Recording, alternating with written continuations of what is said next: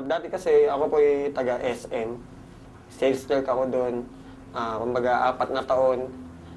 Ang hirap kasi undergraduate ako. Okay, kumbaga sabi ko, nung hindi ako natapos ng pag-aaral, hindi naman pwedeng tatambay lang ako. Kasi one time, nangingi ako ng pera sa mama ko, nakasimangot. Parang ang hirap na everyday mangingi ka lang ng pera, wala ang source of income. So, nag-work ako sa SM.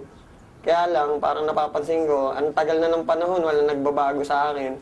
Dumating yung time na yung escalator na dinadaanan ko, yun lang lagi.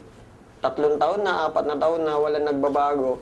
So, naghanap ako ng paraan, kumbaga paano magbago yung buhay ko. Naimbita ako ng kaibigan ko, si Philip J. Una, hindi ako naniniwala sa kanya. Ang tagal niya ako iniimbita pero wala kasi sa SM, syempre, 8 oras ka nakatayo. Kumbaga, pag day off ko, nagsisinungaling na lang ako, kunwari may lakad ako para hindi ako makapunta sa kanya.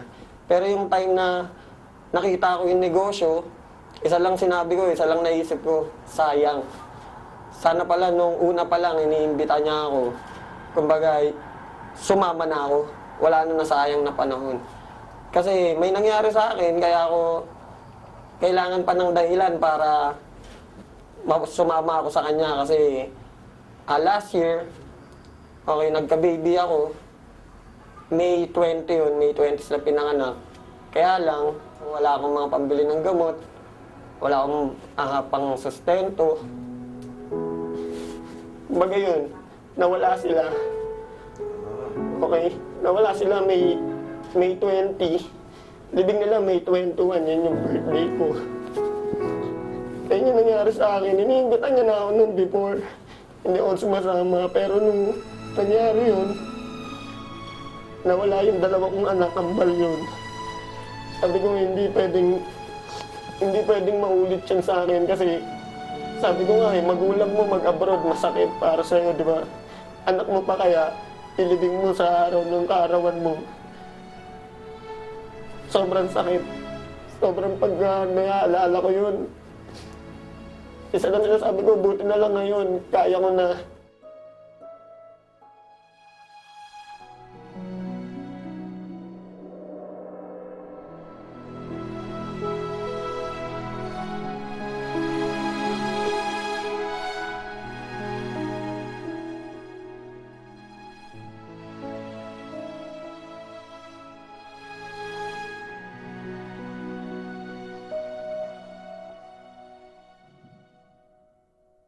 Imagine, pambili nung mga pangangailangan nung kambal ko, hindi ko mabili kasi wala akong pera, wala ako. Kaya ngayon, nandito ako. Sabi ko, hindi na mauulit yun. Kaya ngayon, sumama ako sa V-Mobile para hindi na maulit yung mga dati nangyari sa akin. Alam mo yung walang-wala ka, trinabaho mo, pagsahod mo, bus ka agad, alam mo yun, parang bayad utang lang, trabaho, bayad utang ka, walang nangyayari. Kaya nung dumating yung nangyari sa akin na yun, sobrang sakit. Parang wala akong magawa. Sinabi sa akin ng mga doktor, wala daw pag-asa kasi 6.5 months, pero hindi naman ganun eh. Sinabi lang nila yun para wag ako masaktan. Ngayon, masasabi ko, umikot talaga yung buhay ko. Bawat minuto ng oras ko, bawat segundo, masasabi ko may kwenta na, may sense na. Okay, sa financial, napakalaki. Nabibili ko na yung mga gusto ko. Bata pa ako, naisip ko, ba't ang daming kotse, nakasakay ka sa bus? Ang daming sasakyan, pero bakit pamilya namin wala? Okay, so ngayon, dito sa V-Mobile, kayang-kaya na. Kumbaga, magbibilang ka lang ng ilang buwan. Gusto mo ulit bumili, kayang-kaya mo. Actually, sa buong pamilya ko, natutulungan ko na sila. Dati, mama ko manghiram lang sa akin ng 200. Bukas, sisingilin ko na. Kasi wala ka ng panggastos. Ngayon, bigyan mo 1,000, 2,000, wala na eh. Hindi mo na iisipin kasi laging papasok na yung income sa'yo. Yung father ko, sumali siya nung nakabili na ako ng kotse. Siyempre, mga tao, pati mga kaibigan ko, nung nakabili na ako ng kotse, doon na sila nagsisalian. Kaya lang, sumali nga sila, pero ang problema, yung time. Sana kung nagsisimula pa lang ako, naniwala na sila sa akin, di sana kasabay ko sila ngayon. Mga tao kasi, mga Pilipino, to see is to believe. Actually, magulang ko, ganun din eh.